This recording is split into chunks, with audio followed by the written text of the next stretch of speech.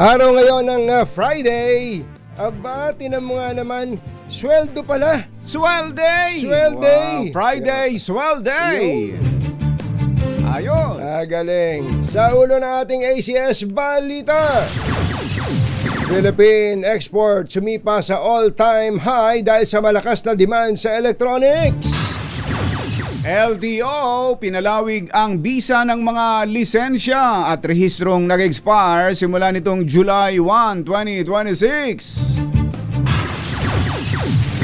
Tuloy-tuloy na modernisasyon ng mga fishport, ipinag-utos ng Pangulong Marcos.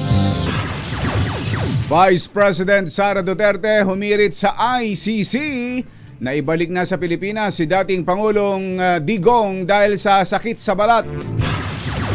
Pasig RTC, sinuspinde ang 85 pesos na wage hike sa Uy! Metro Manila. Uy!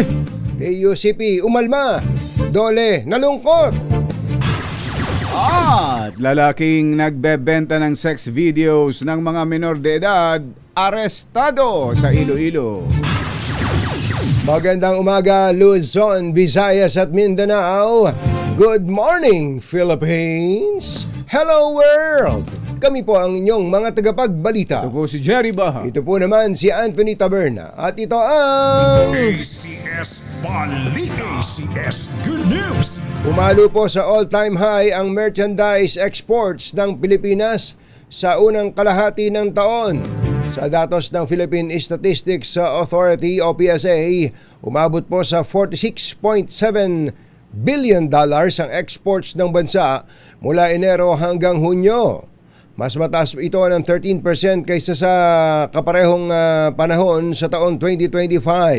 Ayon sa PSA, ito ang pinakamataas na first half export value mula nang simulan ang data tracking noong 1991. Ang paglagong ito ay tinulak ng mataas na demand sa electronic products.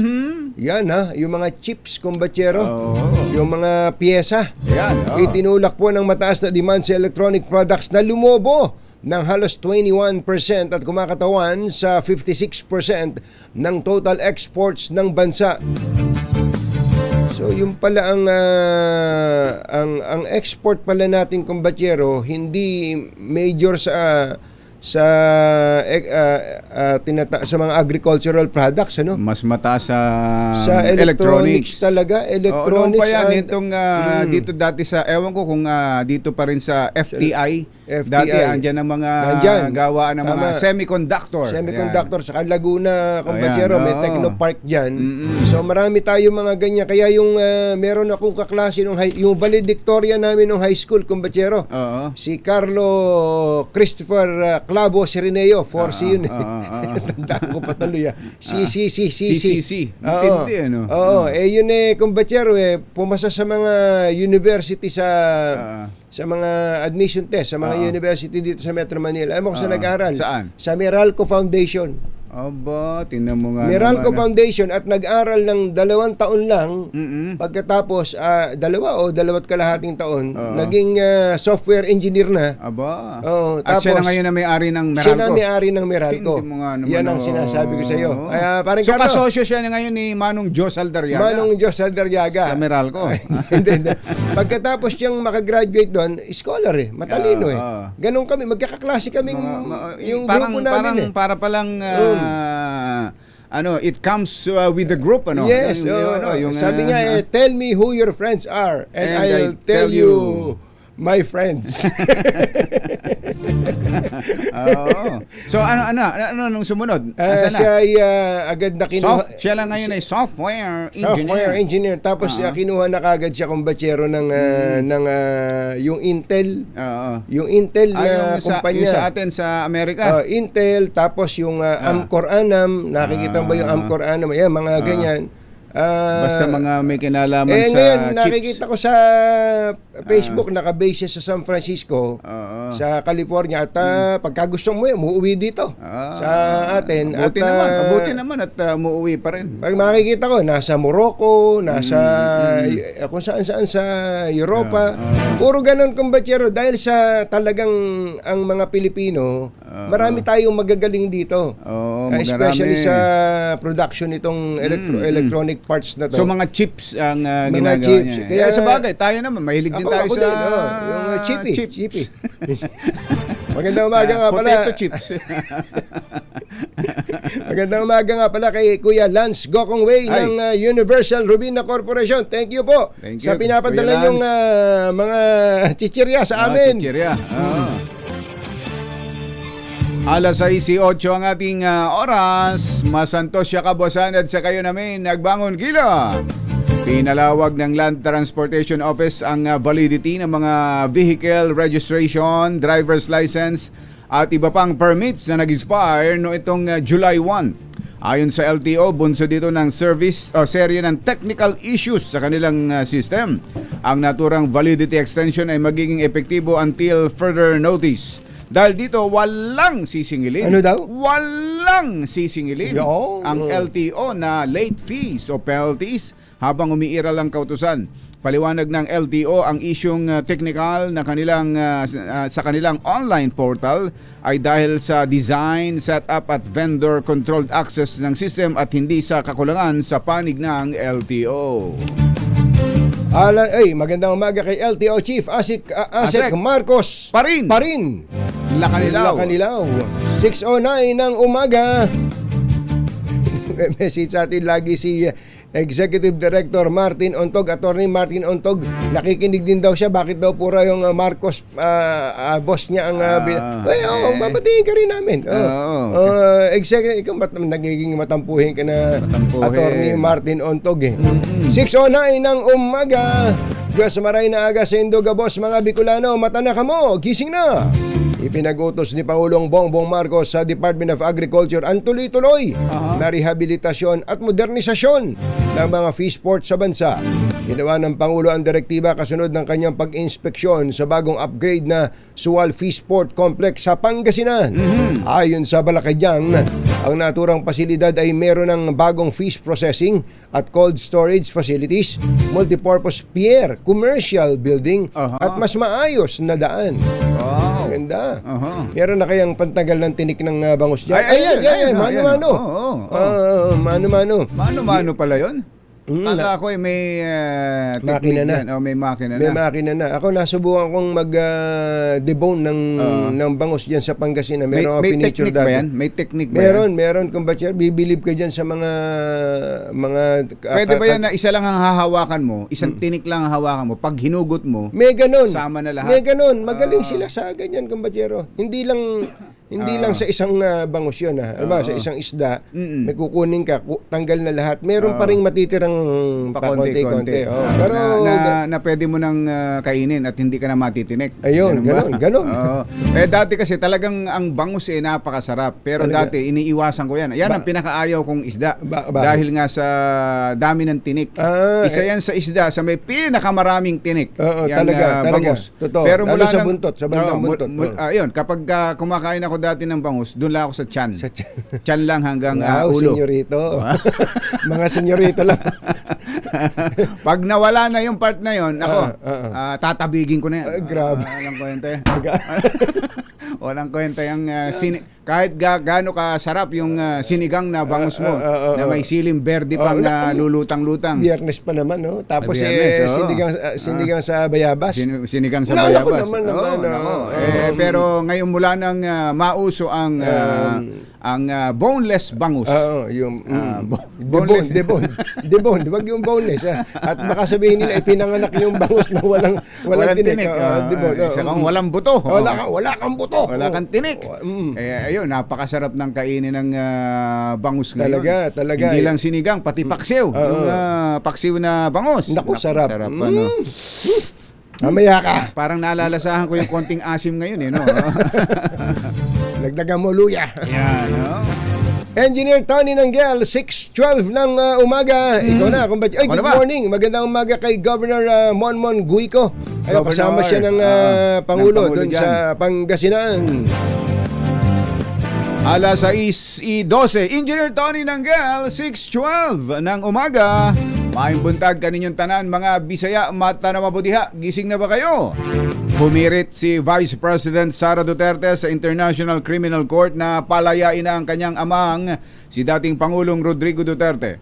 Ayon kay VP Sara, hindi makatarungan. Ano daw? Hindi makatarungan ang pagkakapiit kay dating Pangulong Digong ng mahigit isang taon, gayong pasok naman ito sa mga kondisyon ng ICC para sa paggagawad ng interim release. Git ng Vice Presidente, bukod sa hindi flight risk ang kanyang ama, ay wala rin itong kakayahang gumawa ng krimen habang nasa jurisdiksyon ng ICC. Totoo ito. May valid itong mga puntos na Tama ito. yan. Kung kailangan Ni VP Sara. Kung kailangan ando doon din naman sa Netherlands, wag lang sa kulungan. Wag lang sa kulungan. Hindi. Kaya nga ako nagtataka doon sa kinuha nilang abogado, si yung umuubo, Kaufman. Kaufman. Walang naipanalo eh. Oo, ang laki ng bayad doon. Apakamahal, pero ni isa sa mga pleadings nila, Oo. walang napagbigyan ng ICC. Sinabi pa nun na expert na ako dito sa ICC. Tama yung decision niyo. Ako kinuha nyo. Ang dami ko nang naipatalo dito. Panginoon kong buhay ito. Simpleng, si VP Buti Sara pa si VP. Dapat pala si VP Sara na lang ang nag-defend sa Pangulong Duterte. Kaya nga eh. Oo. Samantala, hirap pa rin anya ang 81 anyos na dating Pangulo na alagaan ng kanyang sarili. Ayan. Dahil nga sa mga iniinda nitong pananakit ng katawan, bunsod ng katandaan, bukod pa sa mayroon itong ngayong iniindang sakit sa balat. Ayun. No. Tama ka, kumbachero. Yung kung merong tinatawag na hospital arrest at house arrest, baka uubrang doon na lang sa pwede naman papagtutulong-tulungan na naman ng mga Pilipino dyan sa Netherlands. Pwedeng kumuha ng Airbnb doon. Airbnb. Saka marami doon. Total may porcelas naman sa di ba? Yung sa paa na ganon. Para lang may makapag-alaga talaga sa Pangulong Duterte. For humanitarian consideration. Ito namang mga taga-ICC na to gusto niyo pa ba bumalik si Kaufman? No, Hawahan pa kayo. Bakit? ICC ba kayo? Kayo ba'y Impacta ba kayo? Alas 6:15 na umaga, susunod! Dito po! Ano? Tuwan-tuwa pa naman ang mga empleyado ng Katunyings. Akala nila umiikot na ang metro nila. At ng Hey Beshi Cafe? At ng Hey Beshi Cafe. Nakabubukas lang? Oo nga. Pangatlong araw pa lang ngayon? Pambirang patis naman. Diyan sa Adriatico Corner, Santa Monica, Ermita, Manila. Ground floor ha? Ground floor. Doon na kayo mag-park sa tapat. Ground floor ng Hollywood Suites. Napakalaki ng parking. Kasya ang 500 ka sa sakyan. Kasyang-kasya. Sir Lance Gokongway, paparadahin mo to Parada sa Robinson. Yan at iba pa sa pagbabalik ng ACS Balita. alas 6:16. It's brought to you by ACS Manufacturing Corporation. Balita! ACS Balita! Ang programang ito ay hatid sa inyo ng ACS Manufacturing Corporation, ISO Certified. Maker ng world-class quality Pride detergent. Hi! Maganda morning! Ano bang araw today, kumpachero? Today is Laundry Day, Friday! Yoo-hoo! At pag Laundry Day, Friday, all you need is Pride washing machine detergent. May triple stain away formula, kaya tanggalang makapit, madikit, malupit na dumit man siya, kaya easy ang labada. Kaya pala mula noon hanggang ngayon, all you need is Pride! All you need is Pride! ACS! Kasama ang 2x2 Tandem Anthony Taberna at Sherry Baha. ACS Balita. Doon po sa mga nag-aabang ng sweldo, dagdag sweldo, napurnada ang 85 pesos na wage hike sa Metro Manila. Ito po ang kinumpirma mismo ni Labor Secretary Francis Tolentino. Ayan, nako. Matapos magpalabas ng temporary restraining order. Actually, hindi nga TRO to Status quo Status quo ante ante-order. order. Ang Pasig City Regional Trial Court na pansamantalang nagsususpinde sa pagpapatupad ng taas sahod sa mga minimum wage earners sa Metro Manila. Ang unang bahagi po ng wage hike na 60 pesos ay epektibo na sana noong July 25 habang ang natitirang 25 pesos ay nakatakdang ibigay sa Enero ng susunod na taon. 2027. Ayon kay Tolentino, bagamat nalulungkot siya sa pagkaantala ng aumento para sa mga manggagawa, kailangang sundin at igalang Ayan, ng ahensya ang direktiba ng korte. Tiyak ni Tolentino na sa kabila ng naturang kautusan ng Pasig RTC, nagpapatuloy pa rin ang pagtalakay sa panukalang wage hike para sa mga manggagawa sa Calabarzon, Central Luzon at Central Visayas. Ang binanggit kahapon, kaya status quo ante-order hanggang hindi pa nararaffle. Kaya walang ipinalabas sa TRO. Pero may binabanggit sila. Naraffle na ba? Naraffle na ba? Naraffle na. So may TRO na. Oo. So kaya nga nagulat din ako kahapon kung Banchero na isang court pala ay pwedeng mag-issue kaagad ng pagpapatigil ng isang kautusang pang-nasyonal. Sino nang naglabas niyan? Yung Pasig RTC. Pasig RTC. Pasig RTC. Ayun. So, May TRO for TRO. how many hours? Saan yung iba pang 72 hours? Ito lang ba? Ito pala. Si Judge Mary Joyce Manongsong Ayan, ang lumagda nito at may imprimatur. Wala pala imprimatur.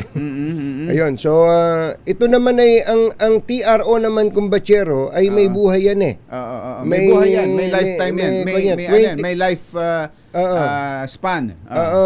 So 20 days. 20 20 days ang TRO. Ito, respondents are enjoined. Maging masaya daw kayo. From implementing NCR wage order until August 13. August 13. Or 20 days from the issuance of order of the executive judge of the RTC Pasig dated July 24. Meron na palang nung pa pala to, nung 24 yung ori niya. So 20 days from tama, August 13 hanggang August 13. Ayos. So yan pala naipalabas before the effectivity dahil July 25 yung Oo, meron ng July 25 meron yung effectivity date. Meron ng unang order bago mag-TRO kahapon. Yun. Hindi lang lumabas kaagad hindi lang nailabas. Hindi nailabas. Pero ang tanong doon, tama-tama, magtanong tayo kumbachero. Tama-tama, magtanong na tayo. Magtanong tayo. Nasa linya po natin ang administrador ng National Electrification Administration. Para po ipaliwanag sa atin itong wage issue. Hindi, Teka. baka malito tayo. Nagkalituhan.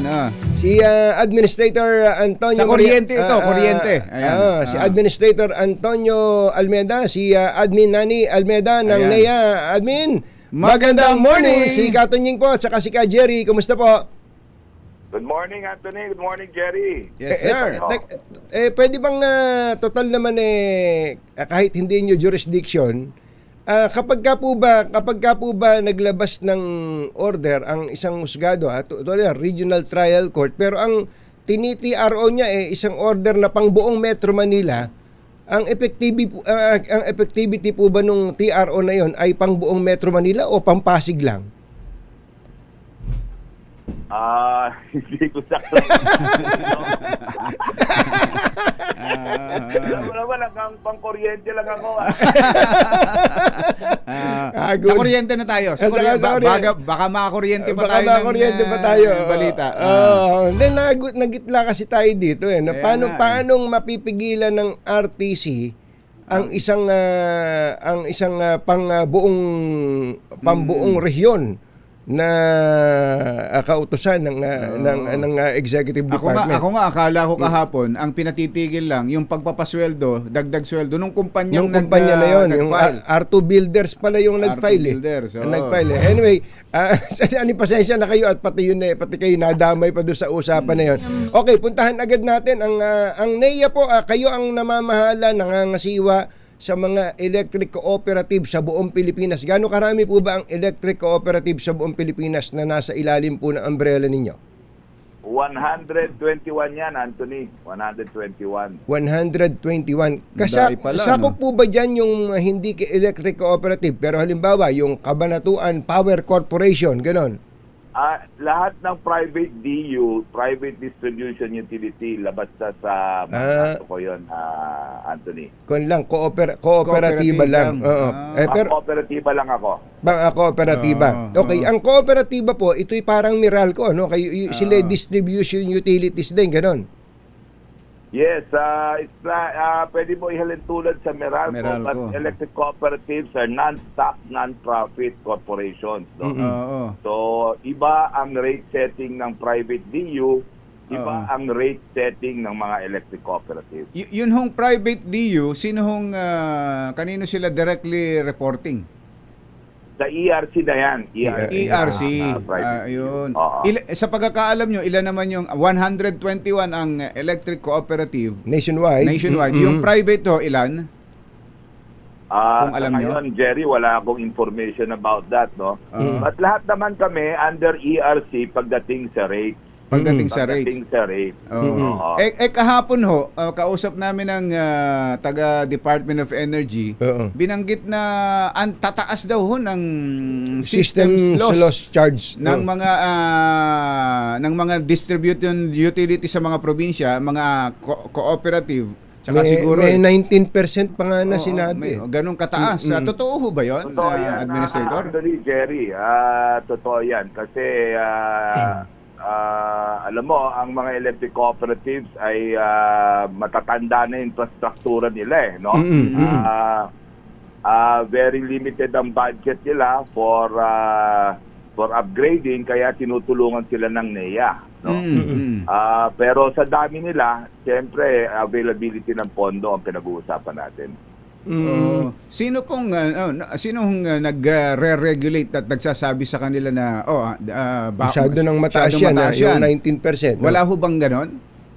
Meron, kasama sa regulatory function natin yon, Jerry. Kaya pagdating sa categorization, yung systems loss ay isang bahagi ng categorization yan. Kung magiging AAA ka, AA, B, C, or D na ailing, no? Kaya may mga ailing cooperatives dahil matataas ang kanilang systems loss. Opo. Pero paano ho ninyo anong basihan para payagan ang isang cooperative na magtaas ng ganito kataas na system loss? At bakit ninyo pinapayagan? Well, nandyan na papasok yung tulong ng NEA through government subsidy. Case in point, no? Case in point, kung matatandaan ninyo, yung Zamboanga City, Samselco, no? Samselco na pag-uusapan dati sa Kongreso at dahil sa taas ng systems loss. Merong investment manager dyan, pero tinulungan ng NEA, pumasok ang NEA, nagpadala ng task force. From 23%, it's now only down to 13%, I believe. From 23 to 13. Oo. Kasi laganap ang nakawan ng kuryente doon sa lugar na yan no? Plus, of course, yung kanilang distribution infrastructure, they are still suffering from the Zamboanga siege nung araw. Matatandaan. Zamboanga siege nung araw. Kaya unti-unti naming i-rehabilitate, nilalagyan ng metro ang mga konsumidor. Dahil nung araw, marami sa kanila walang metro, averaging lang. No? When you say averaging, tantyahan lang. Paniningil. Oo. So ngayon ay sabi ko doon sa investment manager, mag-infuse ka ng kapital para madagdagan natin ang metro rito at maganda naman ang nangyayari. Napapababa ang sana magtuloy-tuloy. Yung palang Espanyol ng consumidor, ano? Konsumidor. Kasi sa amin, pagka-konsumidor, laging nakukonsumi yung nanay ko. Konsumidor. Konsumido. So pagka pala from 23% naging 13%, pero nagpaluwal na kayo doon. tulong-tulong na yan, yung investment manager, Oo. yung NEA, kasama na lahat yan. Kasi, alam mo, yung systems loss, dalawang bagay, di ba? May technical. Technical and at non-technical. Oo, yung non-technical is purely nakaw, pilferage. Oo. Pilferage yan. Mas malaki ho yan sa mga cooperative, yung non-technical. Oo, lalo na sa farm area, Ayun, lalo nako. na sa Oo. mga ailing cooperatives. Kaya yan ang pinupugso na, sinusubukan namin sugpuin. Alam mo, nandyan na yung pag-usap sa mga konsumidor. Kasi ako'y naniniwala na wala namang konsumidor na gusto illegal sila. Oo. Totoo. Lahat naman sila gusto magkaroon ng kuryente sa tamang paraan. Teka muna po. Naniniwala na ang mga konsumidor ay gustong maging legal ang kanilang koneksyon. Opo. Gusto hong magbayad. At least, Opo, pero tayo gusto ng mga konsumidor na magbayad kung ano lang yung kinonsumo niya. Hindi yung kinonsumo ni Yung kapitbahay, ni mayor Oo, o kaya, ng ni official mayor. ng kooperatiba Na itinacharge sa system loss. 24 hours ang aircon, itinacharge sa system loss. tama yan, Jerry Anthony. Kaya naman yung institutional department ng mga kooperatiba, hinihikayat yung mga kapitbahay na kung may alam silang mga illegal na connection, ipagbigay alam sa kooperatiba. Kasi at the end of the day, sila rin ang nagbabayad ng ninanakaw na kuryente. Oo. Kaya nga. It's working.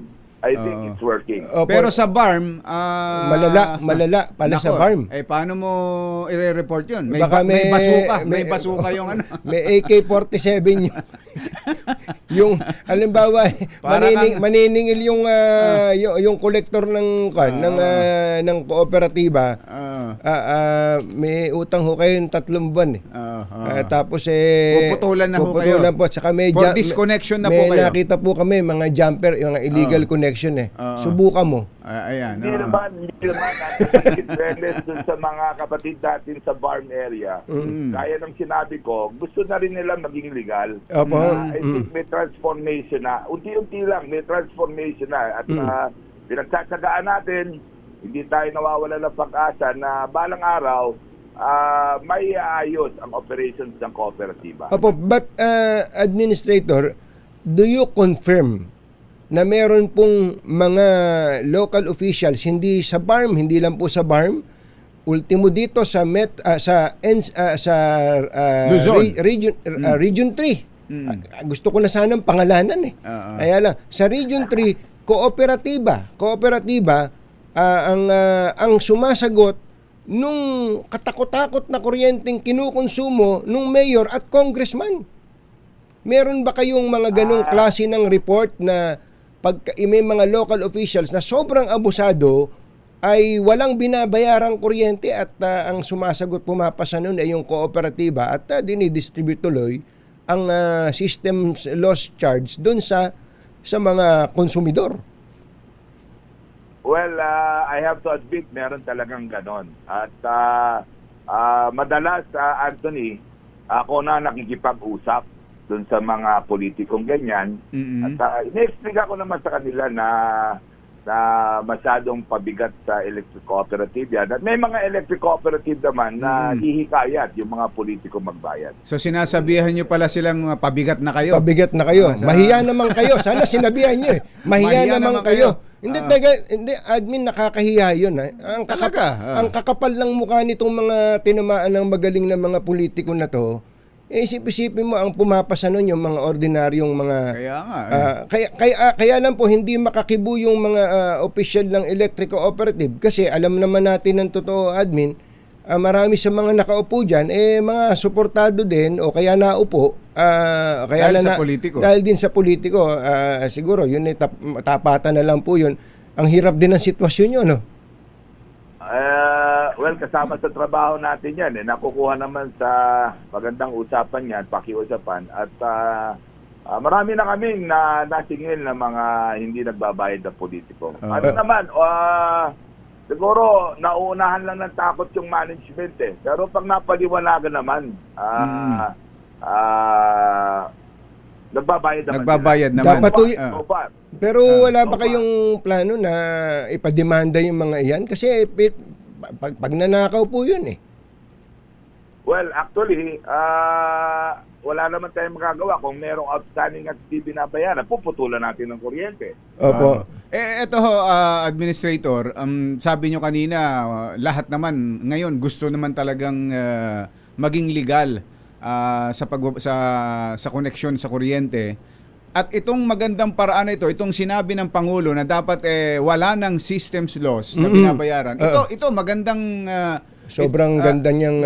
mas lalong gaganahan ang mga dating illegal na maging legal na at magbabayad na ng kuryente. Ang tanong paano ito gagawin ng NEA? Paano ito gagawin ng mga electric cooperative na pagkatataas ng system loss na sinisingil? Kaya immediately after nung SONA, nung presidential pronouncement, nag-usap-usap kami, yung aming Secretary Sharon Garin, inutusan kami na gumawa kagad ng position paper, pag-aralan, matusing pag-aaral kung paano ipatutupad ang hiling ng presidente. Opo. So, ako naman, personally, I think this is a wake-up call. No? This is a wake-up call doon sa non-technical. Doon sa non-technical na we all better shape up. No? We all better shape up para naman hindi siyempre ang ating gobyerno ngayon ay naghahanap ng lahat ng paraan para maibsan ang hirap ng mga kababayan natin. And I think this is a good start. This is a good start. Although may issue doon sa technical, I will leave it up to ERC. No? Ayokong pangunahan ng ERC sa bagay na yan. May mga schools of thought. Ang ma-assure lang namin sa publiko, pag-aaralan humabuti at inumpisa na ho namin pag-aaralan. Alam niyo po, Admin, sobrang ma-appreciate po ng ating mga kababayan. Kung hindi kayang zerohin agad, hindi kayang zerohin, kahit na yung utay-utay ang pagbawas, halimbawa 50% sa unang bagsak. Sa unang bagsak ng kung dati magkano ilang percent sa iyo? 5%. 5% yung sa Meralco dito sa Electric Cooperative medyo malalaki, umaabot ng 19%. Kung magiging 10% na lang ang babawasan ng ating mga kababayan, baka sabihin nila, pwede bang si administrator hanggang forever na dyan sa NEA? Definitely, Anthony, gaya nga nasabi ko sa iyo, this is a wake-up call. At hindi lang naman systems loss ang dapat na siguro tignan dito. May mga bagay na pwedeng pag-aralan, reviewin. Baka naman pwede natin i-reconsider yung mga polisiya, yung mga business as usual, gaya ng line rental. Ayan. Nagtataasan ng mga dahil sa line rental because of the congestion. Siguro, sama-sama na namin sa Energy Family pag-aaralan lahat yan, no? Para naman makatulong sa pagbaba ng presyo ng kuryente. So, hindi naman siguro gustuin ng presidente na bumaba nga ang kuryente pero belulugi naman ng mga kooperatiba. Hindi naman siguro gano'n, no? So, lahat talaga kailangan na pagtibayin ng pag-aaral at siyempre kailangan ng mga kooperatiba ang tulong ng gobyerno. Sa tingin ninyo, Administrator, mga kailan o mga gaano katagal bago maramdaman ng mga malasap ng mga konsumidor ng mga electric cooperative yung utos na ito ng Pangulo? Mahirap ako magbigay ng timeline, Jerry Anthony. But what I can assure the public, the Energy Family, are all hands on deck. All hands on deck paano mai-deliver ang presidential pronouncement. No? Within the year ho ba kaya? Within the year kaya ho ba? Tingin ko naman kapag nagsama-sama at nag-usap-usap, baka naman kahit papano may maiibsan at may mababawas kahit sabi nga ni Anthony, kahit paunti-unti. Yes. At kung may bibigay natin ng buo, bakit hindi? Yes. At kailangan pag-aralan Administrator, salamat po sa inyo. Thank at you po. Magandang umaga po. Happy weekend! Thank you, Anthony. Thank you, Jerry. Good morning! ACS Balita. Nagatid sa kabuuan ng ating ACS Balita. Ito po si Anthony Taberna. Ito po si Jerry Baha. Kasama ang 2x2 tandem Anthony Taberna at Jerry Baha. ACS Balita. Hindi ba medyo ang sakit sa dibdib Si administrator na mismo ang nagkumpirma. Meron talagang mga politiko na nasabi nang nagnanakaw sa kaban ng bayan. Oo. Pati ba naman kuryente, ninanakaw pa din. At, Di ba? pinababayad sa mga pangkaraniwang mamamayan. Hindi ba sila nahiya dun sa ginagawa nila? Alam nyo, kaya lang... Kasumpa-sumpa yun. Kaya lang natin, kumbatyero, hindi mabanggit-banggit yung pangalan kasi yung mismong source natin ay natatakot na sila'y balikan nitong mga politiko na to. Sabi ko, bigyan nyo ako ng ebidensya kasi mahirap na mga... Meron naman silang pambayad eh. May source, may income sila. Talaga? Ano income nila? Yung ninakaw na nila. Tinan mo na. Oo. Yung ninakaw, pwedeng ipambayad sa para hindi na magnanakaw ng kuryente. Hindi ba? Pambihirang patis itong mga... Doble-dobling nakaw ang gusto ano kaya ang material ng mukha nitong mga ito? Kaya ikaw naman na electric cooperative, ba't mo papasasakitin ang ulo mo? Papabayaan mo na lang yan. Siyempre, lakasan nyo pa, magdagdag pa kay aircon ha. Yun. 24/7 kumbatyero. Kasi hindi naman matatalo yung cooperative dahil sisingilin naman yan sa mga mamamayan. So kahit gaano ang system loss niya, bayad. Yung bang ang dibdib mi sisikip na lang kumbatyero. Hindi lang yung politiko. Hindi lang politiko. Pati ka mag-anak ng politiko. Kasama pa. Libre. Libre na hindi nagbabayad ang mga tinamaan ng magaling. Ang kakapal talaga. Nakawan talaga. Nekawan. Nakawan talaga. Munti ko nang masabi yung Nekawan. Wag mo sasabihin yung Nekawan. Nakawan. Samantalang tayo kapag papalapit na ang pag-reading na ng Meralco o ng mga cooperative, kakabaka-baka na. Magkano kaya ang kuryente ko ngayon? Di ba? Kahapon kumbatyero, kausap ko si Ate Ria, taga Nyugan. Hain Nueva Ecija. Ang binabayaran nila dati, 900. Itong pagtuntong March, April na to, naging 2,000. Tatatlo lang yung mag-aama niyan. Wala namang halos ginagamit na kuryente. Ba't 2,000 binabayaran? Buwan-buwan. Tapos, nung inisip nila, baka tagaraw, Nung tagulan na, halos hindi na talaga... ganon, hindi na bumaba, kumbatyero. Hindi na bumaba. Mga tinamaan na magaling talaga. Ay, grabe. Woo! Sus Mariano Kaindo. Sakit sa dibdib. Mamigay na nga lang tayo ng pera. Sige nga. Sa Barangay Tatalon, Quezon City, nandiyan po ang ating malakas promo team kasama ang Charm Fabcon Purple Eternity. At siyempre, para lalo kayong ganahan at makapakinig kayo sa pinakamagaling, mahusay, tanyag na palatuntunang 2x2, ay kailangan nyo ng... Ready na ba kayong tandaan ang ating word of the day para manalo ka ng Deezer H Mini Component?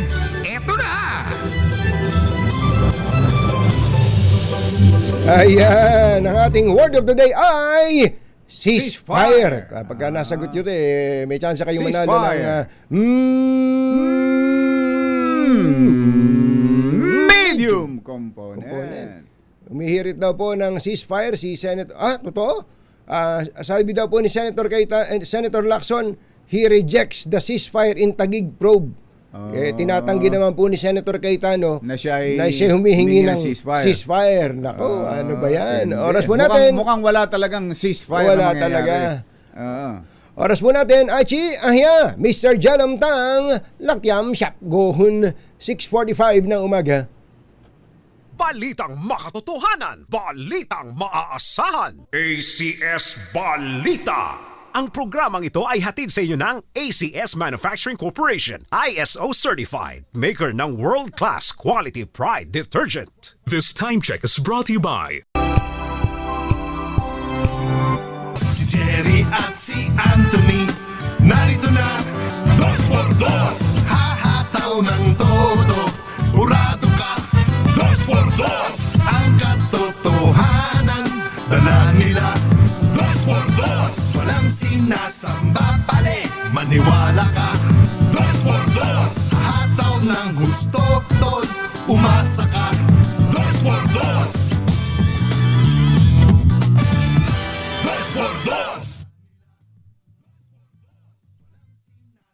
Masamang tao lang ang takot sa dalawang to. Kaya kung maitim ang balak, Magtago Subukan na! Anthony Taberna, Jerry Baja. Dos por dos. Dos por dos. Let's Marvin Gaye and get it on! Meron akong, ay Yuel, may pinadala akong picture sa'yo ha. Meron akong nakitang isang mama Just like na pag-alagala sa, nasa lubong ko lang kahapon, anong oras ba yun? Mga past 6. Lalakad-lakad dun sa may bangketa ng, dyan sa may Commonwealth. Sabi ko, parang kilala ko yun ha. Nag-aabang na sasakyan? Nung pala, kabababa lang ng sasakyan. Pero ito hindi ko alam, namukaan ko lang, nagda-drive ako buti nga at meron akong na traffic akong gano'n, namukaan ko. Napicturean ko. Ayan nakita niyo po ba yan? Naglalakad pagbaba doon sa may bandang Commonwealth Avenue. Isang mamang nakasombrero. Namukaan ko si Secretary Banoy Lopez. Sabi ko, Secretary, Kuya, sabi ko. Nako, gulat na gulat. Nako na nag-alala ko. Siyempre, yung mga secretary, di ba kahit paano may kasama lagi. Siya naglalakad mag-isa. Kamukat-mukat mo, siya pala galing sa pagkukommute. Nag-commute mula sa trabaho, papauwi sa kanila. Pagka ganito, Mr. President, dapat ganito mga cabinet members mo na nalalaan kung ano nangyayari sa kanyang sektor o yung kanyang pinamamahalaang departamento. Di ba? Secretary Banoy, iba ka. Hindi stage. Hindi nakita ko lang talaga yan. Hindi drawing na katulad ng iba na may mga kasunod na camera. Picture mo ka, videohan mo ako. Hindi wala talaga. Namukhang noong una nga hindi ko pa nakasombrero kasi Nakasombrero. Secretary Banoy Lopez, magandang morning. Salamat sa magandang serbisyo. Actually, yung binanggit ng Pangulo sa SONA, especially kumbachero, yung may kinalaman dun sa tren, MRT, yung MRT 7, saka yung bubuksan na TR4, bagamat marami excited dyan. Kung ano yan, next year. Next year, MRT 7. MRT 7. Binabati rin natin ang mga taga-NBI. Meron daw kayong nahuli na mga yung nagse-set up, gustong i-trap ang mga politiko. Yung may mga alagang mga chika babes. Mga good girls. With bad habits. Nabalitaan niyo ba yun? May mga ibinubugaw na mga babae. Mga first class daw, kumbachero. Tapos ay i-entrap yung mga target nilang politiko. Matindi yung report ng NBI kumbachero dahil apparently yung nahuling Gaubu may kausap na isang kongresista. Yung kongresista na yon may tatargetin na executive official. So, hindi yung kongresista ang kliyente. Hindi kongresista ang kliyente. Para kumbaga, yung services na ino-offer nitong si Bugaw ay para dun sa papainan. Ang magpapain ay itong si congressman. Congressman. Matindi. Kaya actually kung hindi lang natin, kung wala lang tayong special guest ngayon, gusto nating padetalye kay NBI Director Melvin Chicago. Matibag yan ginagawa na pala yun ngayon. May nakaisip na yan. Kasi nga, sobrang tindi ng politika natin ngayon, sobrang tindi ng bakbakan sa politika. Sobra talaga. Umaabot na po sa ganito. Papainan yung isang cabinet member daw yung papainan. Top cabinet member ang papainan. Sabi nung information na nakarating sa NBI, hindi lang pinakita yung mukha ng mga mga good girls with bad habits. Pero human trafficking Human trafficking ang dating. Ang tindi. Yung matindi yun, Tapos yung kumbaga, ang kliyente nung operator, nung sindikato, Oo. si congressman. Oo, parang ganun. Si congressman. Gagamitin ni congressman yung serbisyo nila. Oo. Hindi para sa kanya, kundi para doon sa bibiktimahin niya. Eto, Nako. kumbachero, ha? Ha? Sinulat na pala ng andito na pala. May nagsulat May na. article na pala. Ito, ay i-quote lang natin yung politico, yung Politico News, ano? Okay. Executive Secretary, babasahin ko na po ng buo yung balita ng Politico. Executive Secretary Ralph Recto was allegedly the target of a plot. Ito, babasahin ko na ng buo. Hindi amin to. Executive Secretary Ralph Recto ang puntirya ng isang plano, ng isang masamang plano By Batangas Representative Leandro Leviste. ni si Congressman si Congressman Leviste. Oo, ito yung article To lure him into a compromising encounter. Para akitin siya at mahuli sa isang hindi kanais-nais na sitwasyon That na would ah, that would later be used na maaring gamitin sa kanya kalaunan to damage his reputation. para sirain ang kanyang reputasyon. The alleged scheme involved talent manager Lito de Guzman. May pangalan. Lito yung de talent Guzman. manager. Who was arrested by agents of the NBI during an entrapment operation at a 5-star hotel in Manila earlier this week. Tingnan mo na yan, 5-star hotel. Matindi to. Ito. Oo. Former Congressman Jing Paras reportedly acted as the intermediary between Leviste and de Guzman, relaying instructions to si recruit 5 women who would allegedly entrap Recto and make it appear that the executive secretary was one of their clients. Yan po yung istorya ngayon na si Congressman Jing Paras, Politico scoop. Si Congressman Jing Paras, di ba, producer na rin yan ng mga Viva Max films? Ganun ba? Oo. Ganun? Oo. Di ko- Producer yan. May mga... Ano ba yung Viva Max na ano ba yan? Candy ba yan? Candy. Candy. Candy yan. Candy yan. Viva Max. Viva tapos Max pinagsama ha. Viva Candy saka Max Candy. Di ba? Ano ba yung Parehong lasa niyan, parehong ano? candy yun. Maanghang na matamis. Yun. Yung pala. So, ito, yan po ang istorya ngayon sa yung online news ang website punteriya na Politico. ay si ES Ralph Recto. Bakit? Ano bang akala nila kay ES? Pumapatol sa ganyan? Naman! Ano tingin niya? Kasi para painan mo ng ganyan, di ba? Kumbaga parang may alam kang dating impormasyon na kaya mo siyang akitin sa ganyan. Para kasi naman, pag-aaralan mo yung bibiktimahin mo diyan. Tama, yung, ano ba weakness nito? Ayan, yan. Ang weakness ba nito ay lechong manok? Ayan. Mga ganun, Papadalan mo ng lechong manok. Lechong manok ay papadala mo. Ang weakness ba nito ay barbecue? Papadala mo ng barbecue. Ang weakness ba nito ay bubae? Papadala mo ng Ay, ito na nga. Yun na nga yun. Pambihira. Iba to ha.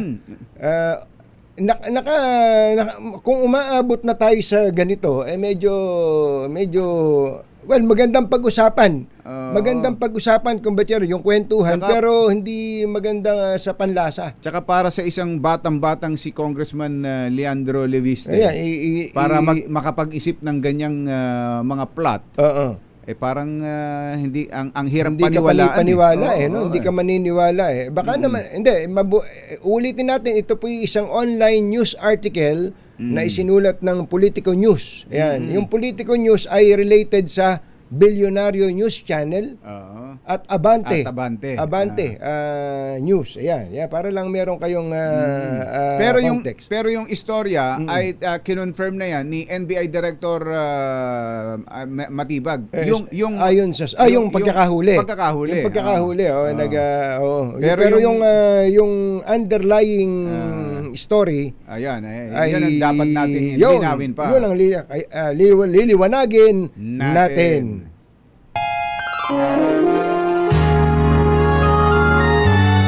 Kauna-unahan sa Pilipinas. Manila Broadcasting Company. DZRH, member kapisanan ng mga broadcaster ng Pilipinas. Member KBP! Oras! Kapopoy! Kapopoy! Oh. Ay! 7 minuto na makalipas ang 7 ng umaga. Balitang bagong-bago. Balitang dapat alam mo. Balitang magdadagdag ng talino. Dahil bagong impormasyon. Makibalita. Unang-una sa DZRH.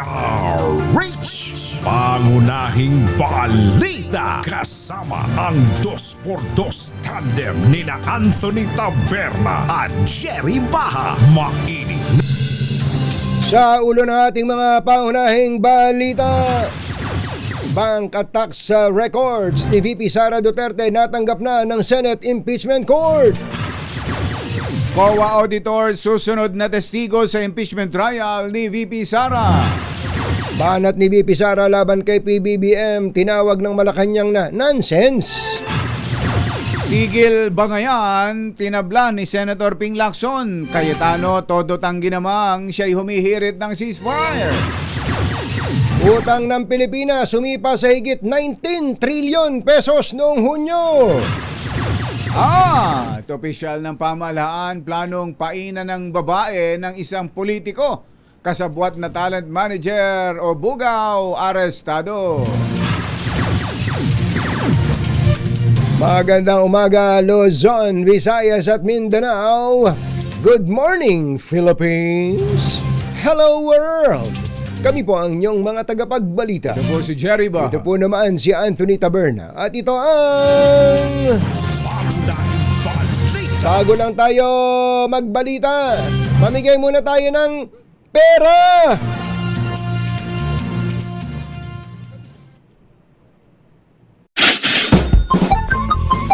Tumutok sa DZRH at manalo ng isang 1,000 pesos sa Malacash promo kasama ang Charm Popcorn Purple Eternity.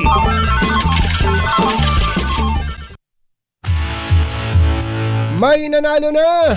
Sa Barangay Tatalon, Quezon City, nagtatatalon ba yung nanalo? Aha. O hindi masyadong nakatalon, pangiti-ngiti lang. Pangiti-ngiti lang, kumbachero. Aha. RH6, Sherwin Alfaro. Sherwin! Go, go, go! Yes, Katonying ka, Jerry. Hindi nga makatalon pero nakaupo naman dito sa Barangay Tatalon habang nag-aabang ng pasahero. Kayo'y taxi driver? Taxi driver po. Ang pangalan niyo po? Agustin Ansaldo. Si Tatay Agustin. Ansaldo. Opo, si Tatay Agustin na nag-aabang ng pasahero dito sa Puneraria Pass. Opo. At naman kayo dito tumatambay, Tay. Dito kami nag-antay ng mga pasahero.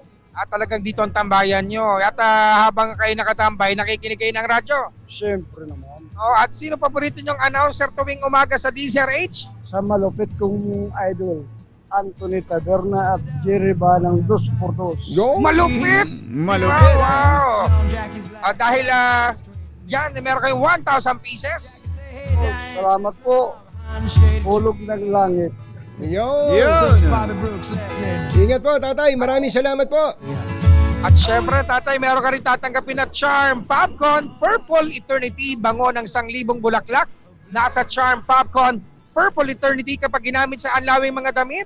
Charm Popcorn Purple Eternity, kasama rin ang anniversary shirt ng DZRH. Yan, mapapasin nyo rin po yan. At meron din kayong grocery mula yan sa ACS at sa DZRH. Tatay Agustin, kailangan masagot nyo kung ano ang ating word of the day para makuha nyo yung ating medium component. Ceasefire. Ceasefire! Dahil dyan, Ceasefire. meron kang medium component at sa atin ng Astron, alagang maaasahan. Ano masasabi sa 2x2? Wala kong masabi kundi ang mga idol kong malupit. Salamat, salamat. Thank you! Maraming salamat din po. Ah. At syempre sa mga nais manalo ng 1,000 pieces, lagi tumutok sa DZRH. Baka kayo nasa sunod dating winner sa DZRH Malacash promo kasama ang Charm Popcorn Purple Eternity RH6 Sherwin Bata Alfaro DZRH. Una sa Pilipinas, una sa Pilipino. Anthony Taberna Garma at Jerry Baha. DZRH, pangunahing balita. Upang sugpuin ang lumalahang kaso ng illegal na online gaming sa bansa at protektahan ang mga manlalaro, laban na dito inilunsad po ng PAGCOR ang Philippine Amusement and Gaming Corporation itong PAGCOR Guarantee website. Maaaring i-check ng publiko ang nasabing website kung lisensyado at lehitimo ang isang online gaming site bago sila maglaro o magbayad. Regular po na ina-update ang website at may direktang link ito sa mga lisensyadong gaming platforms. Ayon kay PAGCOR Chairman and CEO Alejandro Tenco, matutulungan nito ang publiko na makaiwas sa panilinlang habang pinoprotektahan ang kanilang karapatan bilang manlalaro. Paalala pa ni Chairman Tenco maging mapanuri sa bawat online gaming activity na sasalihan sapagkat dumarami ang mga reklamo hinggil sa illegal na gaming sites na hindi nagbabayad ng panalo. Yan ang sinasabi natin. At doon po sa mga empleyado po ng gobyerno, Ayan, magandang balita lalo na para sa ating mga GSIS members at pensioners. Ano ba yan, kumbachero? Ay mas pinalawak ito, kumbachero, mas pinadali at mas pinalaki ang GSIS Balik Ginhawa 2. Ayun, maganda yan ha. Ano ba pwedeng ma-avail ng mga miyembro at ng mga pensyonado? Pwede silang makatanggap ng refund katumbas ng hanggang 6 na buwang loan amortization. Mula December 2025 yan hanggang May 2026. Paano kung may arrears na yung loan nila? No problem. Pwede pa rin mag-apply, kumbachero. Basta, hindi pa due and demandable yung loan. Ang galing ano. Kaya sa ating mga GSIS members and pensioners, samantalahin na ang pagkakataong ito. Mag-apply na sa GSIS Balik Ginhawa 2 gamit ang GSIS Stats app. Mas malaking ginhawa ang hatid ng GSIS para sa inyo. Pangunahing balita. Alas 7:13 na umaga, nailigtas sa kapahamakan ng isang mataas na opisyal ng Administrasyong Marcos matapos mabisto ng NBI ang isang plano na magpapahamak sa kanya. Ayon kay NBI Director Melvin Matibag, nalaman nila ang tungkol sa masamang plano sa isang opisyal matapos maaresto sa isang hotel ang isang hinihinalang bugaw na nag-aalok ng mga babae kapalit ng hanggang 250,000 pesos bawat isa para sa sexual services. Kwento ni Matibag ng siyasati ng cellphone ng suspect, natuklasan ang mga usapan tungkol sa umano'y plano ng isang politiko Nako po. na iligay sa compromising situation ang isang mataas na opisyal ng pamahalaan. Ayon pa sa NBI, inamin ng mga babaeng nasagip sa operasyon na bahagi umano sila ng naturang plano. Hindi naman pinangalanan ni Matibag ang opisyal ng administrasyon at ang politikong sinasabing nasa likod ng umano'y operasyon, pero pinangalanan na sila ng politiko website. Arestado ang isang lalaki na nagbebenta ng sarili niyang mga sex video kasama ang mga minor de edad na babae. Tinakip ang 29 anyos na suspect sa kanyang boarding house sa Mandurriao, Iloilo City matapos ang isang pagsubaybay sa kanya ng mga otoridad. Batay sa investigasyon, walang trabaho ang suspect at kadalasang tambay sa mga bar upang maghanap ng mga minor de edad na mabibiktima. Naharap ngayon ang suspect sa kasong paglabag sa Anti-Online Sexual Abuse and Exploitation of Children Law. Naisumite na ng BIR at Anti-Money Laundering Council sa Senate Impeachment Court ang lahat ng ipinagsasabi nitong dokumento at bank records kaugnay na impeachment trial ni VP Sara Duterte. Ito'y matapos magbigay ng go signal ang Pangulong Bongbong Marcos sa BIR para buksan ang tax record ni VP Sara at asawang si Attorney Mans Carpio. Kinumpirma ni Senate Secretary at Clerk of Court Renato Bantug na naisumite na ng BIR kahapon ng umaga ang lahat ng kinakailangan dokumento, gayon din ang hawak na records ng AMLAC, BDO, Metrobank, PS Bank, Security Bank, BPI, Land Bank at San Antonio Rural Bank hindi kasama. Gayunman, sinabi ni Bantug na may ilang bangko ang humirit na dagdag na 10 araw para ipunin ang iba pang hinihinging dokumento. 3 testigo ang ihaharap ng House Prosecution Panel sa Senate Impeachment Court sa Lunes. 2 sa mga ito ay mga auditor ng Commission on Audit na sina Roderick Wamil at Celine May del Campo. Inaasahang magbibigay sila ng testimonya tungkol sa pag-audit sa confidential funds ng Office of the Vice President at maging ng Department of Education noong ito'y pinamumunuan pa ni Vice President Sara Duterte. Ayon kay Lead Prosecutor Batangas Representative Jervil Luistro, tututukan ng prosecution ang galaw ng mahigit sa 612 million pesos confidential funds at ang naging resulta ng audit kabilang ang mga notice of disallowances at desisyon ng COA. Ang ikatlong testigo ay si House Legislative Information Resources Management Department Director Marivic Pareha. Sa Article 1 ng impeachment complaint, inakusahan si Duterte ng umano'y maling paggamit ng multibilyong confidential funds ng OBP at DepEd mula 2022 hanggang 2024.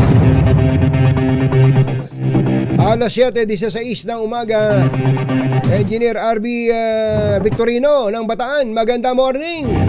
Lumubo sa panibagong record high na 19.07 trillion ang utang ng Pilipinas sa buwan ng Hunyo. Ayon sa Bureau of Treasury, mas mataas ito kaysa sa 18.55 trillion na naitala noong Mayo. Gayon din sa projection na 19.06 trillion debt sa katapusan ng taon. Nabatid na ito na rin ang kauna-unahang pagkakataon na lumagpas sa 19 trillion mark ang kabuang utang ng bansa.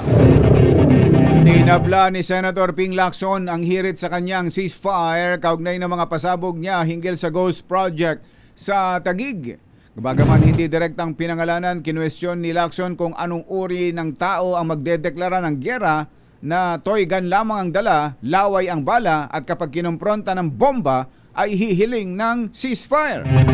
Ang pahayag ng senador ay kasunod ng pagsusumite niya ng mga ebidensya sa Office of the Ombudsman hinggil sa anya ay mga nabistong irregularidad sa infra project sa Taguig. Samantala, mabilis namang nag-react si Senator Alan Peter Cayetano at todo tanggi na siya'y humihirit ng ceasefire. Muli ring pinanindiganan ni Cayetano na walang ghost project sa Taguig at kakatunayan ay nananatili itong malaya mula sa anumang katiwalian. Kinwestiyon ng batigang abogado at dating PLM President and Dean Attorney Jude Roy ang plano ng Department of Justice na kasuhan ng perjury at cyber libel ng 18 miyembro ng Maleta Boys na lumagda sa joint affidavit sa issue ng kickback sa flood control anomalies. Sa panayam ng DZRH, sinabi ni Roy na ang parehong nilalaman ng joint affidavit ang naging batayan ng Ombudsman sa pagkuha ng 8 testigo para sa reklamong isinampa laban kay dating House Speaker Martin Romualdez. Iniimbestigahan ng Ombudsman Visayas si Negros Oriental Governor Manuel Chaco Sagarbarria.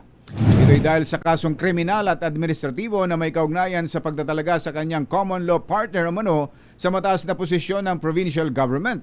Ayon sa reklamo na tinanggap ng Ombudsman noong April 1, inappoint ni Sagarbarria si Jovelyn Calago bilang Executive Assistant 4 na may salary grade 22 at sumasahod ng 73,500 pesos kada buwan sa Governor's Office.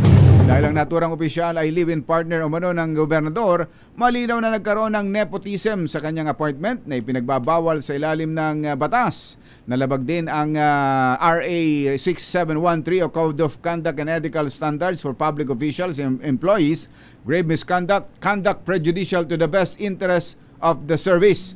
Bukod sa pagkakasibak sa pwesto, ang mga mapapatunayang nagkasala sa naturang paglabag ay maaaring makulong ng hanggang 15 taon at pagbabawalan ng humawak ng anumang posisyon sa gobyerno. Itinanggi naman ni Governor Sagarbarria sa kanyang isinumiting counter affidavit ang mga reklamong ito. Mga nangunguna at mga bagong balita sa DZRH. Pangunahing balita.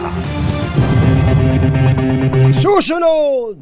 Dito boy! Oy, may studio guest tayo. Baka may mga tanong kayo, baka may mga flood control kayong nakikita dyan na hindi mo naman nakikita. Flood control pero hindi mo nakikita. Dahil multo. Dahil multo. At lalo na yung mga taga Davao, galing pala dyan si Secretary, yung ating special guest, Secretary Vince Dizon. Susunod na! Yan at iba pa sa pagbabalik ng Pangunahing balita.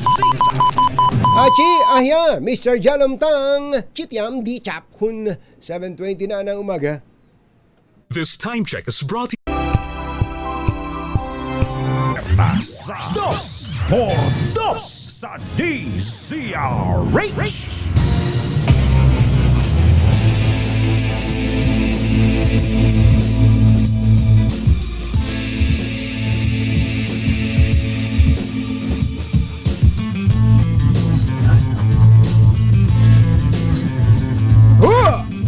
Alas 7:28 na po ng umaga. Nandito po sa studio natin si Secretary Vince Dizon. Secretary, magandang umaga po sa inyo. Magandang umaga po. Magandang umaga.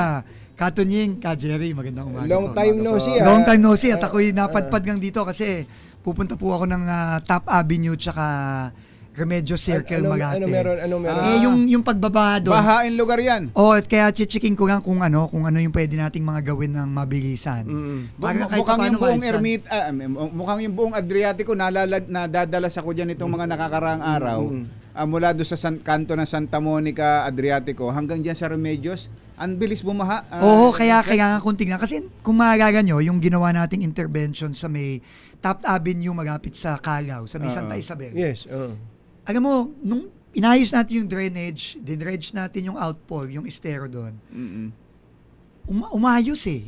Sinabihan ako ng mga taga Santa Isabel na talagang kitang-kita nila na hindi na ganun kataas and ang bilis daw humupa. So kailangan, kung ano yung success natin doon, kailangan gawin din natin sa iba. Kasi sabi nga ni Pangulo, di ba, basta gamitin ng tama yung pera, wag na nakawin, maayos yung pagkagawa ng proyekto, nakakasiguro tayo na may magandang epekto eh. So yun nga, gusto lang nating ulit-ulitin yun. Kausap ko si Yorme kahapon sa Espanya, sinabi niya kung pwede ko ngang bisitahin din itong TAP.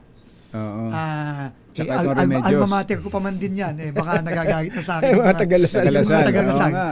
Dadaan ako doon. Tsaka dadaan din ako sa may Remedios. Sa may Magate. Hindi, alam nyo, yung baha talaga naman nangyayari yan. Malalakas ang ulan eh. Ang kailangan lang, mabilis na mag-subside, humupa. Pero yan dyan sa Adriatico, Remedios na yan, mabilis din magtubig. Ang bilis magka-tubig at magkabaha. Tapos, medyo mabilis-bilis na rin na kumati pero bumibilang pa rin ng mga oras. Yun nga yung problema. Kailangan talaga kumbaga sa doktor, kailangan ma-x-ray natin yan, magaman natin. Dapat pag wala na yung ulan, mabilis mo nang makikita ng kakati. Ganda ng pangalan. Dapat makakita tayo ng remedyo dyan. Remedyo. Lahat naman may remedyo, basta gagawin na ng tama. Opo, galing kayo sa Davao. Opo. Ayan, ako, sige. Tuesday, Wednesday po. Andun yung nagpunta ang Pangulo pero iniwanan kayo eh. Hindi mo na ako pinauwi. Kasi ang tindi ng baha sa Davao nitong weekend, no? Itong Friday. Oo. Nung Friday po. Parang naulit yung mga eksena natin sa ibang mga lugar na nasa bubong yung mga tao. Pero alam mo, Katunying, Ka Jerry, no?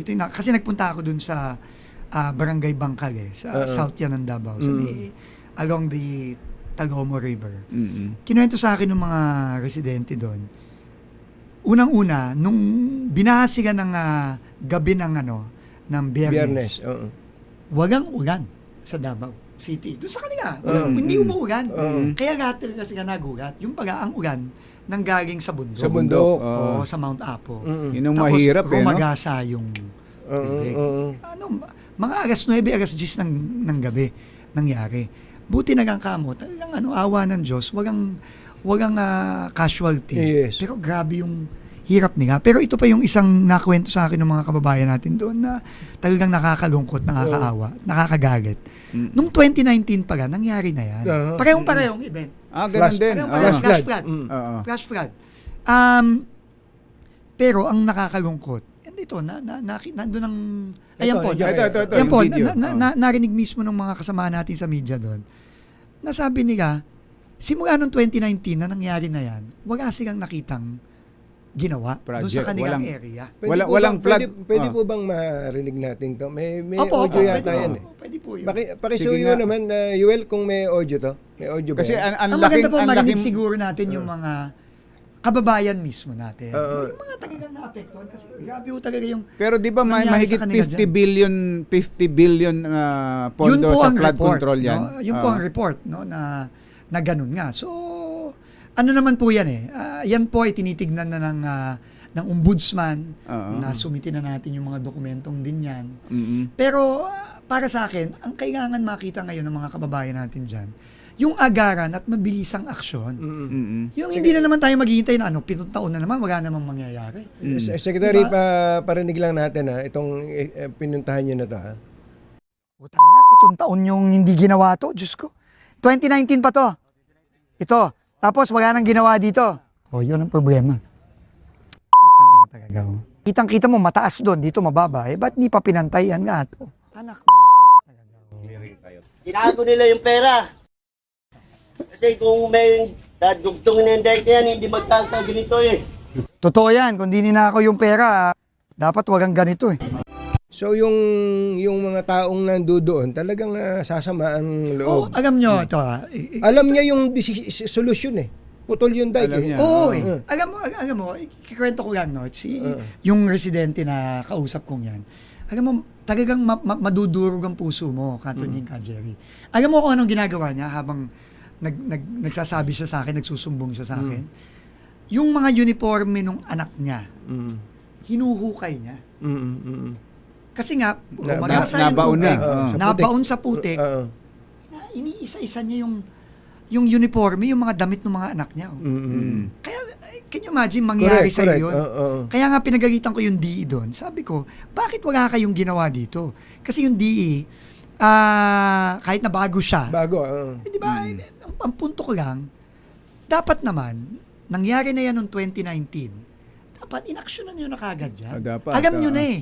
Alam nyo na posibleng mangyari yun. Anong itsura? Hindi kasi natin nakita ng buo eh. Ba't sinasabi ng residente na ganito, putol? Kung makikita nyo, merong portion dyan na may mga, tawag nga gabyon. Yung gabyon, yan ang mga preferred natin ngayon na form of protection sa mga community. Kasi yan, mas matibay at mas mura pa.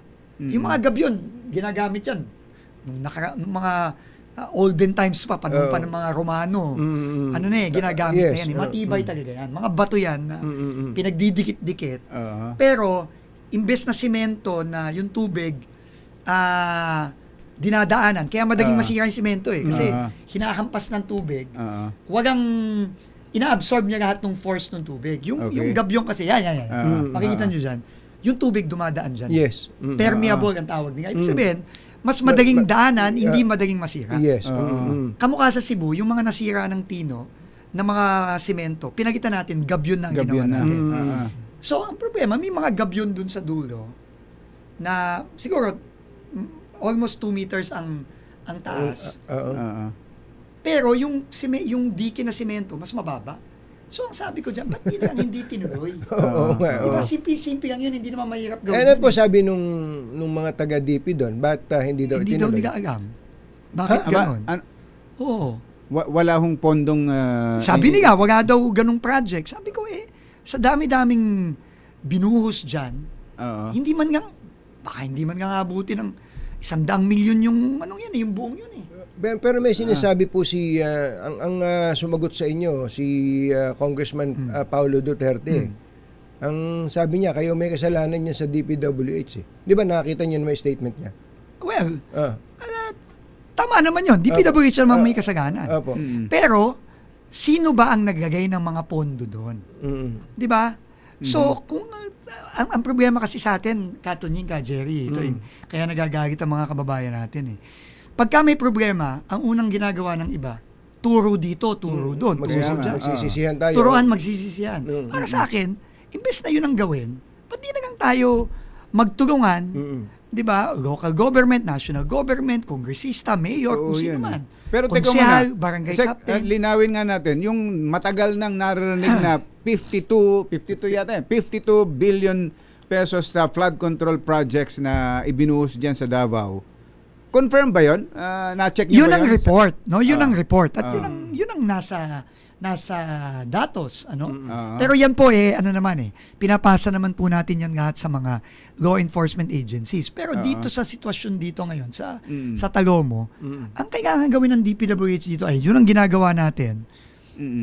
Mabilis at agarang aksyon para naman hindi sasabihin ng mga kababayan natin, ito na naman, maghihintay na naman ba tayo ng 7 years?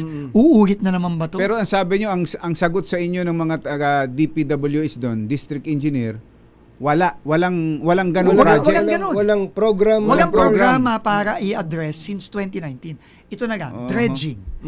Dredging. Ganito din ang nakita ko sa Gensan, yung sa Makar, na binaha naman nung linggo.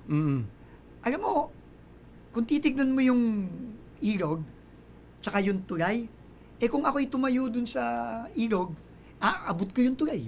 Ganun na. Ganun kababaw. Mababaw na, silted na. Ibig sabihin, talagang walang dredging and kinonfirm, pati dito sa Tagaw mo, mahigit 10 taon na daw, walang nakikitang dredging dyan. Kaya talagang mababaha yan. And para sa akin, unacceptable yun. Hindi, saka may experience na eh. Kung Nakita na eh. Kung nangyari, ito, nakita, walang ulan, galing sa bundok ang tubig, Oo. mangyayari uli. Uulit lang yan. Saan ba dadaan ng tubig kung Tama. galing sa bundok? Ayusin yung dadaanan. Ayusin na, pag-arimin natin yung dadaanan, Oo. itaas natin. Alam mo, isa pa, no? Yung dike na sinasabi kong mas mataas, Oo. tinanong ko yung mga residente doon, kumusta naman po yung mga bahay doon sa mas mataas? Sabi niya, sir, alam mo, hindi masyado. May nabaha pa rin, pero hindi kamukha nung dito sa amin. So, Inaabot pa pala, nasa so, taas. kita mo, talagang, kung tinaas yun, Oo. and gagawin na natin yun ngayon, kahit pa paano, maiibsan yung epekto. So, ang ginagawa ngayon ng DP dyan ay desilting, dredging. Kahapon, dumating na, and I think nandyan po sa inyo ngayon. Dumating na yung mga equipment natin kahapon. 24 hours later, nandun yung mga equipment natin, nagtatrabaho na.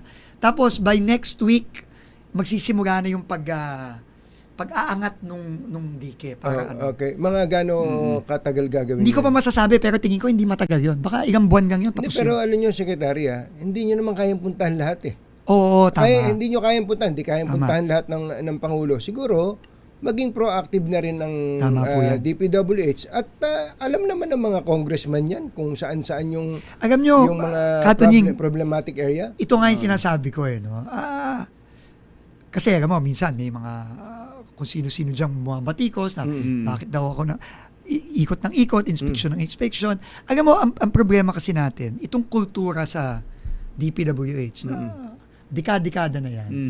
Kultura ng hindi pag-aksyon eh. Oo, nasanay. Kultura ng turuan eh. And syempre, kultura ng pagnanakaw eh. 'Di ba? So, hindi madaling baguhin yun eh. So ako, kung kailangan puntahan ko ng puntahan niya, murahin ko ng murahin para lang matuto at mabago yung kultura, yun ang kailangan gawin eh. Pero sana umabot na tayo sa punto na tama ka, Katunying, na hindi na ako kailangan pumunta dyan. Hindi na ako kailangan magmura. Hindi na ako kailangan magalit. Hindi ba kailangan may palitan yung mga tao doon ng DPWH sa Davao? Darating din tayo dyan. No? Darating din tayo dyan sa pagpapalit. Kasi nga, ang nangyayari din dati, hindi performance-based eh. Palakasan-based eh. Di ba? Kaya wala ding takot, wala ding magasakit yung mga tao eh. Kasi alam nila, kahit may gawin sila, wala silang gawin. Basta magkakasika kung kani-kanino. Ayan na nga. Hindi sila matatanggal eh. Ito, ang hirap bawagin ng ganong kultura. hindi naman lahat Katunying eh. hindi naman lahat nako-cover ng media eh. Hindi lahat umi-air eh. Hindi lahat napapanood namin. Hindi naman namin kayo kasama lagi. Ano sabi ng mga local officials yan, mga barangay chairman, mga bukod dun sa isang residente nakita nating galit na galit, namumulot ng kanyang uniforme ng kanyang anak. Ano sabi ng mga tao doon? Yung kapitan, okay naman yung kapitan. No? In fact, nagpapasalamat yung kapitan dun sa, lalo na kahapon, nung nakita na nilang dumating na yung mga heavy equipment para magsimula na magtrabaho. Nagpapasalamat sila. Pero, alam mo, tingin ko ang kailangan talagang mabago. Yun nga, yung sinabi mo, yung kultura, Katunying, ka, Jerry, na pagka may problema, solve natin yung problema. Hindi yung magtututuro ka na kasalanan kasi nito, kasi hindi ganun. Hindi ganun. Kasi pagka ganun, wala tayong magagawa. Hindi ba ang paggawa ng proyekto, kung nasusunod lang yung proseso sa, di ba, merong Regional Development Council, mula sa babayan di ba? Mula sa barangay, Tama. sasabihin nila sa congressman nila, ito kailangan namin. Sabihin nga sa mayor, sa gobernador. Hindi ba ganun dapat ang proseso? Ito bang mga barangay chairman na nakausap ninyo, yung mga tao dyan, di ba sila nagsabi sa mga, sir, problema namin to, gawin natin to, tapos hindi pa rin ginawa na. Hindi ko masasabi. Kasi may mga ganun. Dapat ganun eh. Sir, pasensya na ha, sa ibang lugar kasi, hindi sa Davao particularly, may ibang lugar, takot yung mga barangay chairman sa mga politiko nila. Yun ang naramdaman nyo ba yun may sa mga Davao? area ganyan. Pero in fairness, may mga area din naman na maganda ang pakikipagtulungan at yung relationship ng mga opisyalis. Pero tama ka, maraming ganyan. And yun ang nakakalungkot. And pag ganyan ang mga leader, yan ang nangyayari. Ay, nako. yung mga kababayan natin ang naghihirap. Saka ang sitwasyon po natin ngayon, ang driver ng ekonomiya, number one, ay Infrastructure. Opo. Kumusta ba ngayon? Meron kami naririnig na maraming mga kontraktor na matagal na, hindi ito yung mga tahiran yung mga tulisan Yung mga maayos. yung mga maayos na natatakot na rin sumali sa gobyerno. Alam mo, naiintindihan ko yun. Totoo yun. Marami, no? Pero I think ang importante talaga dito, yung kailangan dahan-dahan maibalik natin ulit yung tiwala. Kasi syempre, ano yan traumatic, kumbaga, sa lipunan yan Yes. Kasama na rin yung mga lihito mong mga kontratista, di ba? Na sabihin nila, ito na nga, maayos na nga yung gusto namin gawin. Baka kami madamay pa sa mga kalukuhang ganyan, di ba? So, naiintindihan ko yan. Pero hopefully, dahan-dahan, lalo na itong mga reformang sinusulong ng ating Pangulo, magbibigay ng kumpiyansa ulit. Pero talagang yung slowdown, totoo Nandyan talaga Nandyan talaga And naiintindihan ko pero kailangan talaga pukpukin natin ang pukpukin at ipakita. Nakikita ko yung bigat ng trabaho ni Secretary tsaka yung halos sa buhok pa lang. sa oras, dito pa lang sa oras natin, ubos kaagad ang oras natin Adi lalo na yung oras niya. Tapos mapapasukan pa ng issue ng Taguig. Napakahirap naman nung maaabala ka pa, Secretary, sa issue ng Taguig di ba? Basta, sabi ko nga paulit-ulit ko sasabihin. Sa video talaga. Sasabihin ko na. Kay Taguig yan, kay Davao yan, kay Ilocos yan, kay Metro Manila yan, Maynila yan. Kung ano ang kailangan gawin natin. Kung merong investigasyon, tayo lagi magko-cooperate sa investigasyon. Kung merong fact-finding ang ombudsman, magko-cooperate tayo sa fact-finding ang ombudsman. Kahit saan pa yan. Kumusta po ang moral ng mga taga-DPWH? Kasi, diretsuhin ko na kayo.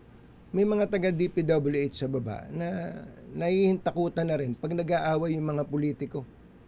Pag nag-aaway ang mga magkakalabang politiko, naiipit yung mga taga-DPWH. Ni ayaw na nga raw pumirma ng dokumento ng mga accountant ninyo. Kaya nga may mga kontraktor na hindi na nabayaran dahil sa ayaw na takot sila baka sila makakasuhan kumusta po sila? Alam mo, again, talagang epekto talaga yan itong trauma na nangyari. Diba? Kasi marami naman dyan maayos mga honest. Pero syempre ang epekto nun, nakita nilang nakukulong yung mga dati nilang kasama, syempre lahat sila parang take up. Diba? Baka maganyan din ako. Diba? Pero kailangan nga talagang baguhin yung kultura. And para sa akin, simple lang naman Sabi ko nga nung isang nagsalita ako sa mga taga-DPWH dito sa Metro Manila, sabi ko, ang importante lang naman, magtrabaho lang tayo ng tama. Diba? Yun lang naman ang ini-expect sa atin ng mga kababayan natin. Kaya pag kami umiikot, kahit na may intriga kami, babatuhin kami ng kung sino-sino, okay lang Kasi, ganun talaga kasama sa trabaho yun. Pero kami, nandun lang kami talaga para magtrabaho. Yun lang. Hindi pa ba kayo nabe-burnout? Kasi, pinapanood pa lang namin kayo, nabe-burnout na kami. Mahirap. Kasi nga, lalo na ngayon, sunod-sunod yung mga disgrasya sa Mindanao, itong mga natural calamities natin, lindol, habagat, bagyo. Mahirap talaga. Pero kailangan nating gawin talaga kasi kung makikita mo yung hirap na dinaranas ng mga kababayan natin, grabe. Ang sinasabi ko nga lagi sa mga DE, kamukha yung DE sa Davao, tsaka may isa pang DE dun sa Nobreta, sa yun, dun sa lugar ni Asik Mitch. May isa doon, kalye, hindi matapos-tapos, grabe yung kalbaryo na dinadaanan ng mga motorista doon. Tapos yung mga tao doon, yung mga taga-DP doon, tsaka yung isa pa, yung taga-Maynigad doon, parang babanjing-banjing lang. Sabi ko, ang problema sa inyo, kako, hindi kasi kayo epektado Paano kako kung yung pamilya nyo nakatira dyan sa community na yan, natatraffic ng 2 oras? Hindi ka ba action? Hindi mo ba papaspasan yan? Talagang... Ganun din, sa Davao. Sabi ko, paano kung yung pamilya mo yung tinamaan ng baha?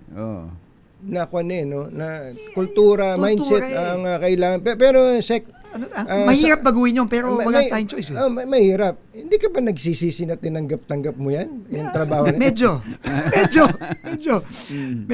Naiingit na nga ako sa partner ko kay Secretary Banoy Lopez At mahirap na kasi yung trabaho niya pero parang Gumwapo. pagwapo ng pagwapo Gumwapo. Tapos sa bumabata. Balita ko nga, Mas lumalakad nakita mo namang pang isa. nagagakad mag-isa Ay, pero mag-isa naman. Walang Wala kasama. namang ka-holding hands. Wala naman. Walang kasama. Hindi, kaya ako tinanong yun dahil sa Hindi, mahirap ka Jerry. Nagtatawa na nga tayo dito, pero hindi biro. maraming mga gustong maging DPWH secretary pero siguro hindi sa panahon na to. Kung marami pong gusto, mag-apply na po sila. Kay Presidente, mag-apply po sila kay Presidente. Saka I'm sure nakakarating din sa inyo yung ganong mga balita na may mga efforts na kayo matanggal dyan dahil nga sa ganun. Sa tagal natin sa gobyerno, Katunying, normal naman yun. Natural na yun Pero para sa akin naman, habang nandito tayo, trabaho tayo. Ba usapan Kung nyo wala na tayo dito, di masaya tayo. ano ba usapan nyo ng Pangulo dyan? Hanggang kailan kayo dyan? Wala naman kaming usapan kung hanggang kailan. Pero ang commitment ko kay Pangulo at sa gobyerno natin, kung habang kailangan niya ako at habang nandito, kung basta magtatrabaho lang tayo. Ngayon, kung magana tayo, di makakapagkapi-kapi na lang tayo. Tatakbo ba kayo sa Hindi po. elective Hindi po, position? matagal nyo na ako kiyagan, hindi naman ako politiko. Hindi, wala sa dugo natin. Minsan kasi, ganun ang nagiging tingin Kaya kayo daw ikot ng ikot. Kasi yung nangangampanya ako. Nangangampanya na kayo. Ganun ba? Siguro kung nangangampanya ako, siguro hindi ako mura ng mura. Ang dami nyo nakakaaway. Puro beef Parang 6 na brief yung Hindi, pero seriously, hindi po. Yan po, itagaan nyo sa bato. Hindi mangyayari yan. Kasi hindi tayo politiko. Hindi tayo bagay sa ganyan. Ayan na pala yung dumating na pala yung Ayan, yan po yung yan yung malaki nating dredger. Tapos meron na rin tayong iba pang equipment. Ayan, gabi, pinagtrabaho na natin kahit gabi. Dumating yan ng mga 6 p.m. last night. Basta kailangan importante kang agaran, mabilis yun. Saka maramdaman ng tao na nandyan yung gobyerno. Lalo na sa panahon na kailangan sila. Can you imagine 2019 po, after nun, 7 years yung nakaraan. Nagkaroon na naman ng ganong klaseng event, wala silang nakita. Sino ba namang hindi magagalit sa gobyerno niyan? Talaga. Tapos hangga't may baha, hindi makakalimutan ng tao yung mga paulit-ulit. Grabe. Maaalala at maaalala. Unti-unti po nakikita naman natin na kapag tama talaga yung pagkagawa, sabi nga ni Pangulo, kapag hindi ninakaw yung pera, maayos.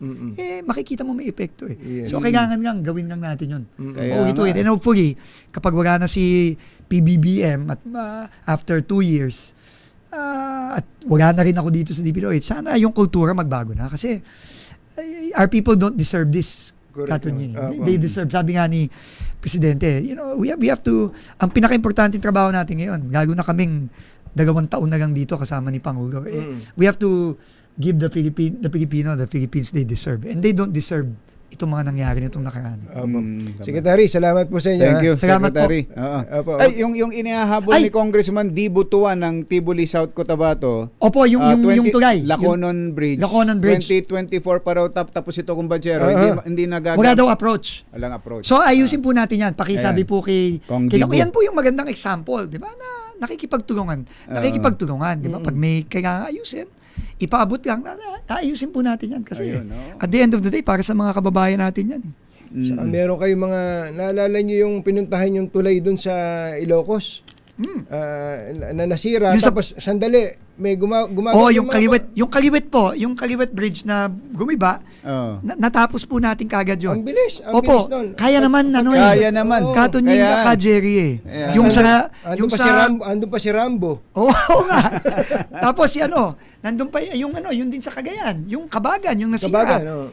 Hinintay yun ng napakatagal, naayos din natin, dinadaanan na ngayon yung sa dapat ganun Igatan. na lahat. Kaya naman DPWH talaga dapat. Ito yung sa Ilocos po ngayon, pupunta ako next week. Yung Pidig, yung sa Pidig. Pidig. Yung sinimulan na namin ulit. maganda na ang progress. This year, tapos na rin yun.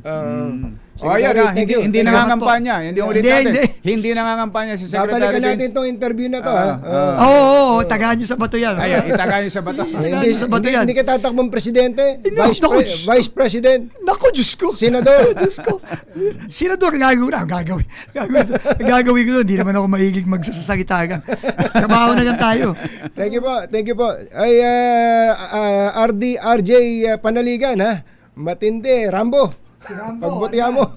Thank you, sir. Thank you. Secretary, salamat po. Thank you po, Catalina, Aba, Jerry. magandang Mabuhay umaga po kayo. Secretary Vince Dizon, hindi na nakapagpakulay ng buhok, hindi rin nakakapag-ahit. Salamat po. Mabuhay po kayo.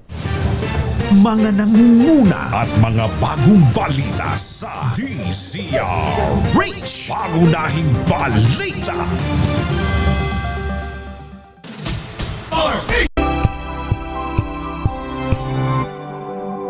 Ay, si Nanay Aling Lydia Daroca. Birthday! Ng Lydia's Birthday, Lechon. Aling Lydia. Happy birthday. Wala ba tayo dyan? Meron, siyempre, sigurado. Uy, Bachero, napapansin ko ang daming gustong maging healthy ngayon. Exercise, vitamins, healthy food. Pero minsan, nakakalimutan natin ang isang mahalagang bahagi ng katawan. Ang tiyan. Ay, tama ka, kumbachero. Kapag hindi maayos ang digestive system natin, pwedeng maapektuhan ng overall well-being. Kaya mahalagang alagaan ito araw-araw, hindi lang kapag may nararamdaman na. Kaya magandang idagdag po sa daily routine natin ang BioPro. Dahil ang BioPro ay may 19 na probiotic strains na nagtutulungan para suportahan ang healthy digestive system at mapanatili ang balanse ng good bacteria sa ating tiyan. Hanapin ang BioPro sa Mercury Drugstore sa iba pang leading drugstores nationwide. Available na rin sa inyong mga favorite online shopping platforms. BioPro ang inyong daily probiotic partner. Oy, ingat po kayo, ha. Ay, Asek Mitch, nahihiya. Dion Leo de Vera. Ay, Dion Leo de Vera. Happy birthday. Dion birthday. Leo de Vera, happy birthday. Dinong Dong, magandang morning. Oy, bye. Happy weekend. Woo! Damdaming bayan. Susunod na. Lakay, tara na. Lakay. Tara na. This time check is brought to you by